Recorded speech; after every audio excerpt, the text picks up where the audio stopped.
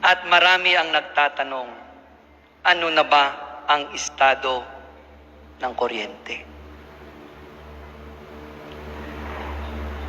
Ang inyo pong gobernador ay hindi exempted sa brownout. Marami-rami na rin gamit. Sa aking opisina, sira po ang aircon ngayon dahil sa fluctuation at pagkamatay ng kuryente regularly. At marami ding gamit sa bahay namin ang nasira sa mala Christmas light na patay sinding kuryente. Ngunit ang totoo ay hindi nasasailalim sa pamahalaang panlalawigan ng Ormeco. Ang Ormeco ay isang pribadong power distributor company at direktang nasa ilalim ng kontrol at supervision ng National Electrification Administration at ang mga pulisiya nito ay niriribisan ng Energy Regulatory Commission.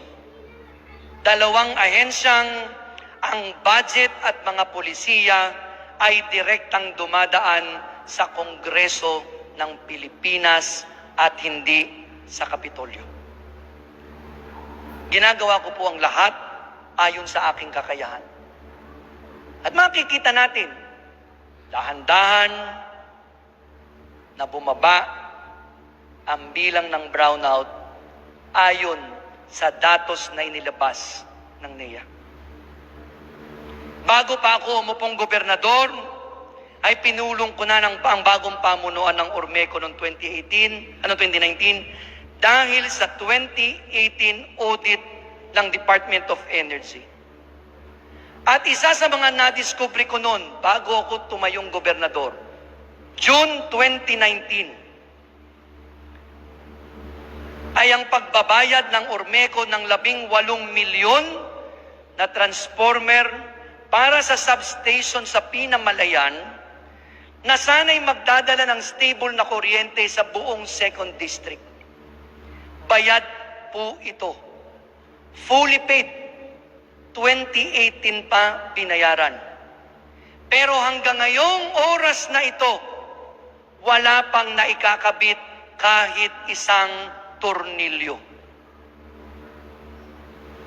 Mariin kong iniatas noong June 2019 sa lahat ng opisyalis ng Ormeco.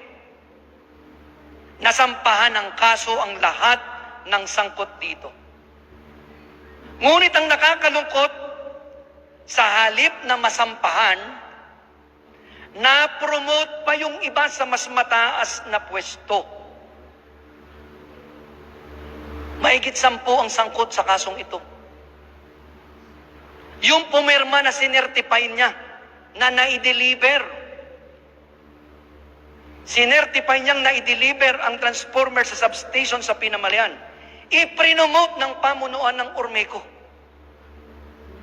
Ginawa pang pangalawa sa pinakamataas na opisyal ng Ormeco. Papaano titino ang kuryente sa ating lalawigan kung yung mga taong involved sa paglulustay ng 18 milyon na po-promote pa sa halip na masampahan? Alam nyo ang mas nakakalungkot?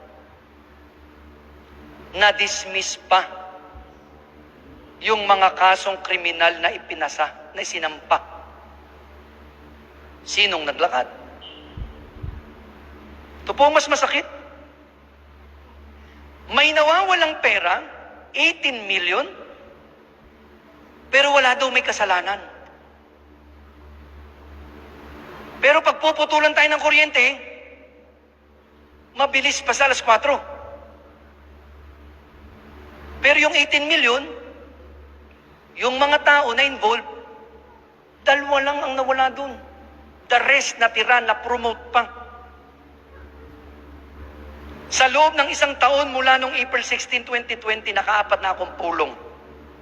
At ang mahigpit kong tagubilin sa Ormeco ay papanagutin ang lahat ng may kinalaman sa isyong ito.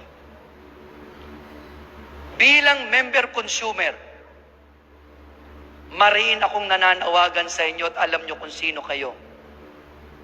Mag-leave muna kayo sa Ormeco simula sa araw na ito para mawala naman sa Ormeco ang mga sangkot sa pagkawala ng perang ito. Pakiusap.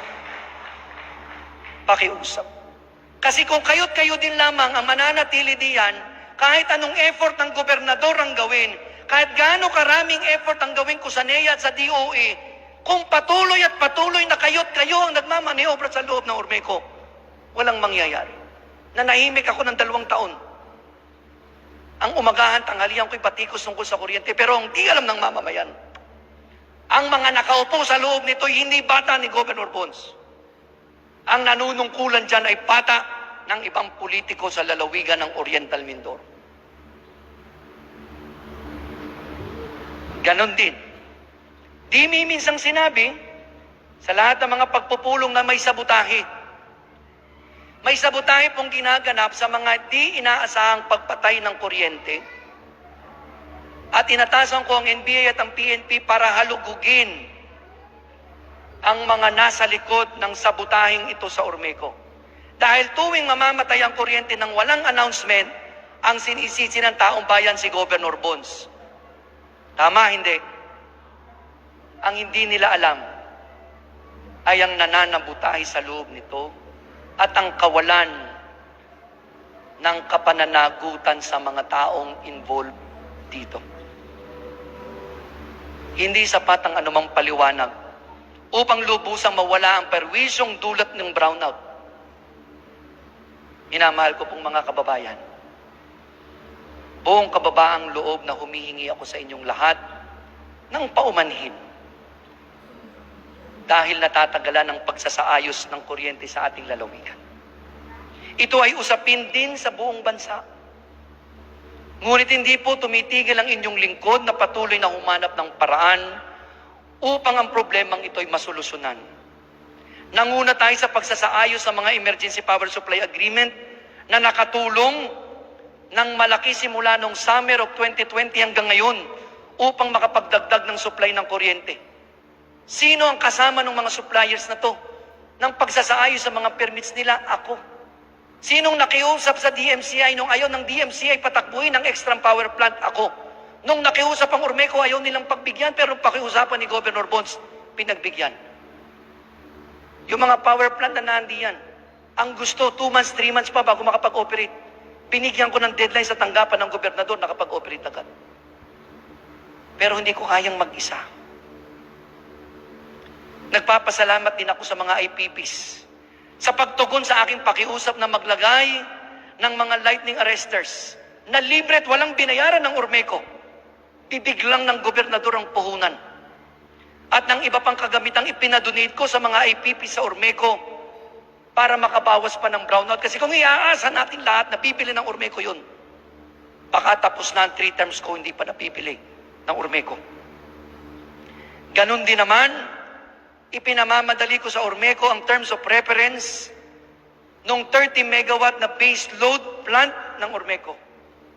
Ang ikinalulungkot ko lamang, noong November last year, pinamadali ko sa DOE na mailabas ang terms of reference. Sabi ko, 2 weeks ilabas. Inilabas ng DOE. Dinala sa Ormeco noong December. Asang-asa ko, ibinibiding na yung 30 megawatt. Pinerify ko 3 weeks ago.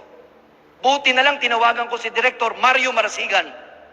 Hanggang ngayon, hindi inaaksyonan ng Ormeco yung terms of reference ng 30 megawatts para sana maging stable ang supply ng kuryente. Kung kaya nga't ngayon, ako'y nakikiusap. Ikinagagalak ko sa araw na ito at inaanunsyo ko sa inyo na simula July 1, 2021, mayroon ng bagong presidente ang Ormeco natin at nagkaroon ng bagong eleksyon. Inaasahan natin sa ilalim ng pamumuno ng bagong presidente, mag-i-improve ang serbisyo ng kuryente. Ganon din naman. Nagpapasalamat ako sa mga miyembro ng Board of Directors ng Ormeco na kayo'y napahinuhod sa ating pakiusap na simulan ng buksan ng proseso para magkaroon ng seleksyon sa bagong magiging management ng Ormeco. Ibig sabihin, bukas na po ngayon ang proseso ng pagkuha o pagpili ng permanenteng general manager ang Ormeco. Inaasahan natin na sa loob ng 2 buwan, mapipinal kung sino man ang magiging bagong GM ng Ormeco. At tulad ng sinabi ko kagabi sa bagong Pangulo ng Ormeco, uupo ka kasama ang bagong GM ng Ormeco kung sino man siya sa harap ko at magkatuwang nating susolusyonan ang problema ng kuryente sa Oriental Mindoro. Minamahal ko pong mga kababayan, hangad ko ang inyong pangunawa, gaya ng pangunawa ko sa mga masasakit na salita laban sa akin tuwing mamamatay ang kuryente.